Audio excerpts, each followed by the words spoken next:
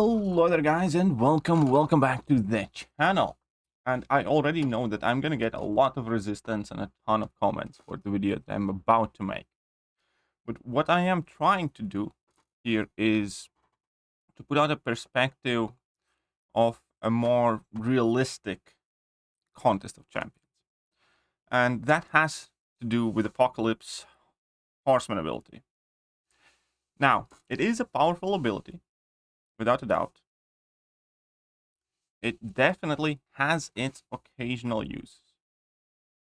Right, but at the moment we are living in an age where every time a new mutant appears, one of the first arguments is, but if you make that mutant a Horseman of Apocalypse, this and that wonderful thing is going to happen. Or you only need to make this champion a Horseman and it's going to be insane. And it's crazy good. And so on and so forth. But in reality, at the very least, when it comes to the areas of the game that matter, you really don't. You hardly ever use this ability, and when you do, it's mainly not because you have to, or that's the best thing to do. You do it for fun, for cheese, for some sort of win more situation. When your champion can do the fight already, but you want bigger numbers or something like that. Realistically, there are only a handful of situations where it makes sense to make champion Horseman of Apocalypse. So let's go over everything that we can do in game and discuss where it is appropriate, where it isn't appropriate, and perhaps that is going to let people finally see this Horseman of Apocalypse trick party piece for what it really is in majority of the situations. Right, so the one place where, everybody always does it and it makes sense is, let's say, Incursions. The problem is Incursions is quite irrelevant game mode, and that's about it. It makes a difference there. It makes sense there. But when it comes to any kind of meaningful impact on your account or champion's valuation, you don't do it there. Then we can move on to Alliance Quest. Now, I don't know about you, but if you're playing map 8 and map 7, quite rarely do this either. Haven't met many people who make Horsemen in Alliance Quest, and it's typically because, for one reason or another, Alliance Quest somehow is not necessarily the most friendly game mode for a lot of mutants to begin with. A while back, when we were still playing map 7, I actually did do a class breakdown of what champions my alliance used in Alliance Quest, and mutants actually were the lowest or the second lowest used class of champions. And that was when mutants had special buffs and boosts. And now with map 8, not much has changed. You don't see many people bringing in 3 mutant champions in Alliance Quest, and then, 2 of them being like Apoc and Cable, and then making another champion Horseman or something like that. So in Alliance Quest, again, it really doesn't happen all that often. Especially when we're looking at the champions that people would typically suggest making Horseman. It's always an argument on buffing a weaker champion that, gets more powerful than. It's never an argument, really. You need to make that Archangel a Horseman, in Alliance Quest. Because if you can bring Archangel's going to work fine by itself. You know what I mean? So which of these mutants you would want to make a Horseman for Alliance Quest? There aren't many, if any, and hardly anybody ever does that. So when it comes to Alliance Quest, making somebody Horseman, it's not really in trend either.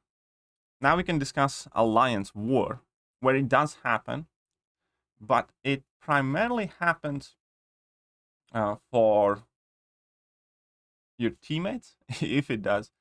And again, it's not a frequent occurrence, because typically if you're going to use Apocalypse in Alliance War, and you're going to bring him in, you're going to want to use Apocalypse.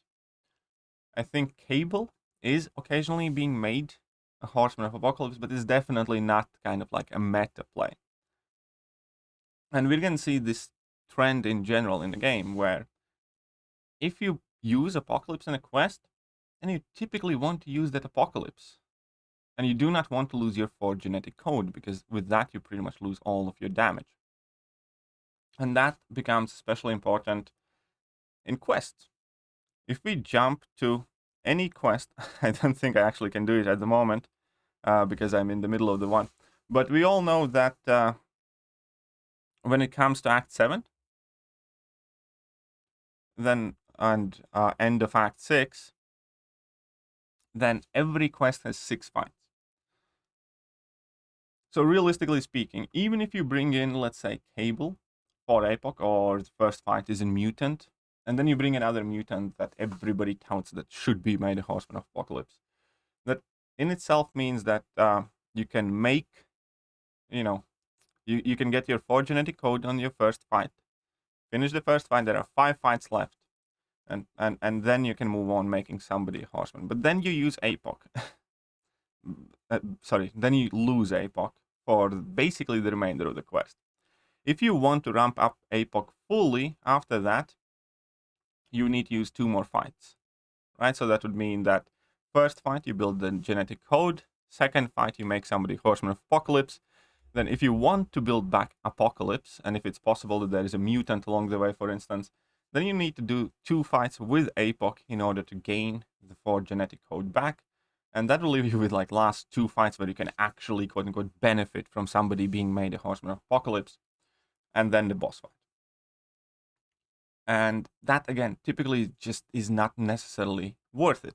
Now, situations where people do make somebody a Horseman is, for instance, when you bring in Apocalypse, you do some fights with Apocalypse, and let's say Apocalypse is at like 10% health, and then you use that Horseman ability just because why not? You're not going to do another fight with Epoch, for instance, or specifically do it for the boss.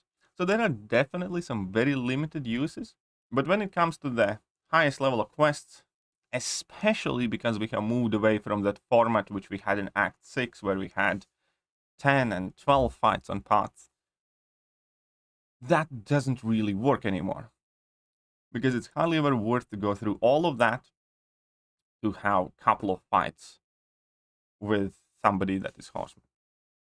So, again, in Quest, it does happen, but it's largely because you want to happen. It's largely because you force it. Not because it's your baseline strategy how to clear a quest. And then, besides Alliance Quest, Alliance War, story content, what's left, like have EQ.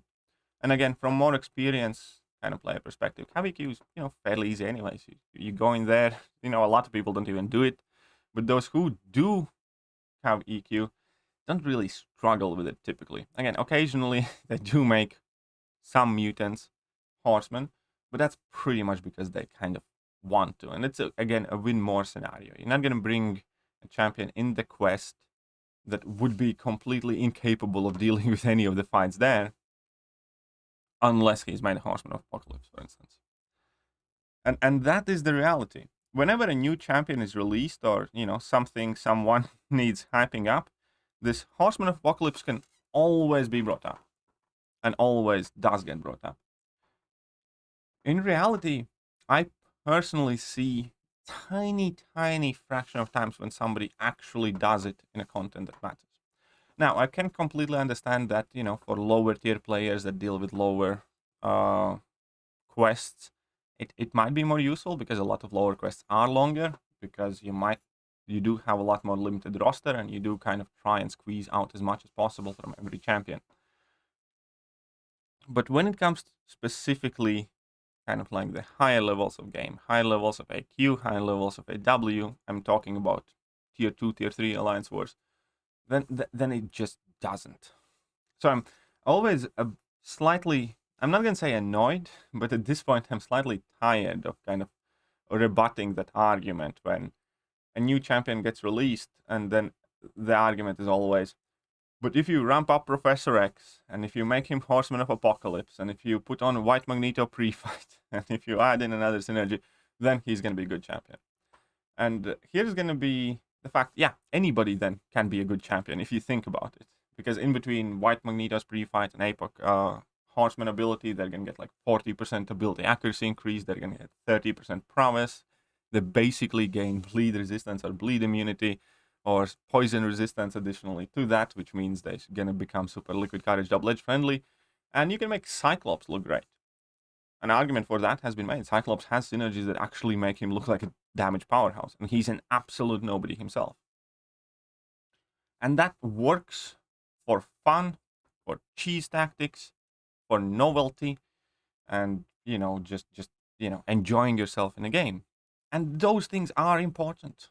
Those things are important. It's important to have fun in the game, but it is not something that should come in play when champions value or usefulness gets determined, at the very least, in my opinion. And every single time any mutant gets released or any mutant gets buffed, you can see every single comment section flooded with that train of thought. If I dedicate my entire team to this one crappy champion, I can make that champion good. And the counter argument there is very simple. But why? Why would you dedicate your entire team to make one bad champion good if you can just bring in 5 great champions?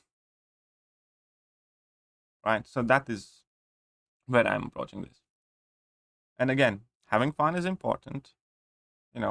Experimenting and stuff like that. All of that's cool. But in reality,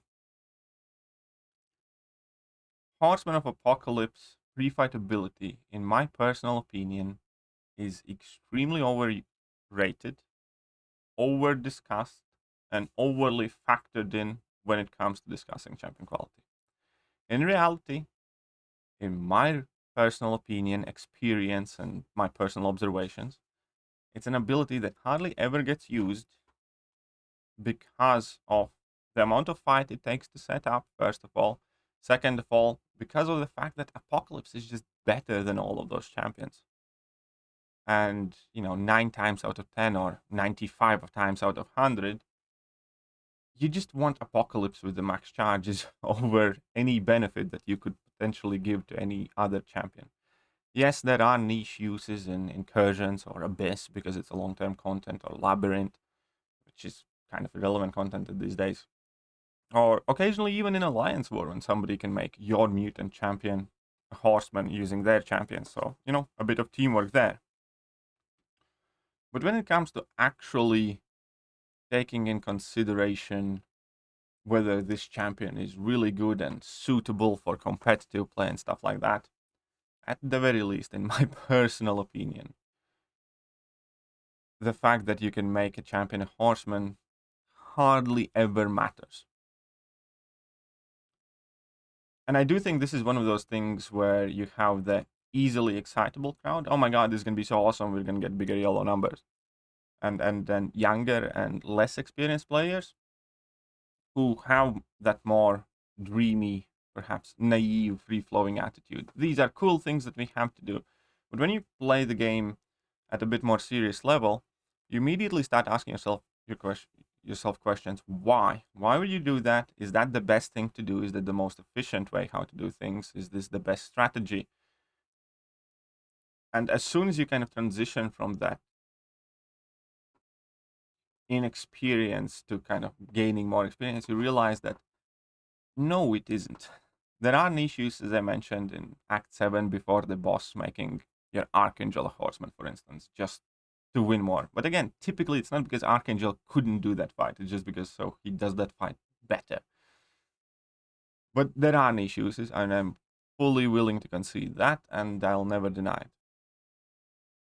But when it comes in order to question, for instance, whether Betsy Braddock is going to be a good mutant champion if you give her Odin pre-fights, if you make her Horseman of Apocalypse and do that other thing. And I just think, really?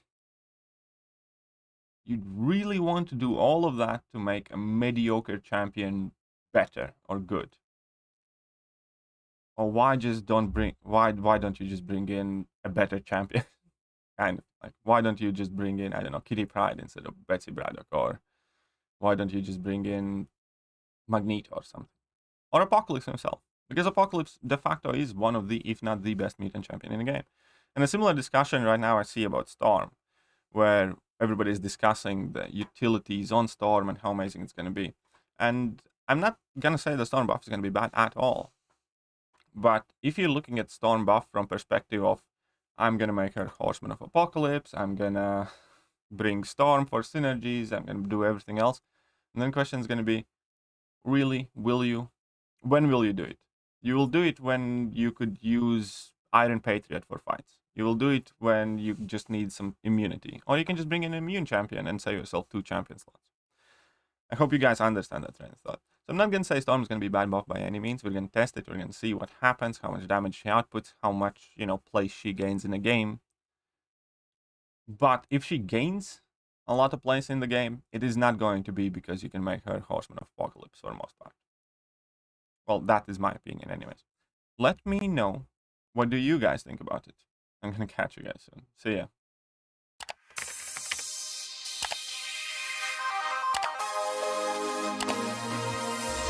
Hello there guys and welcome back to the channel. So we have all the information about the next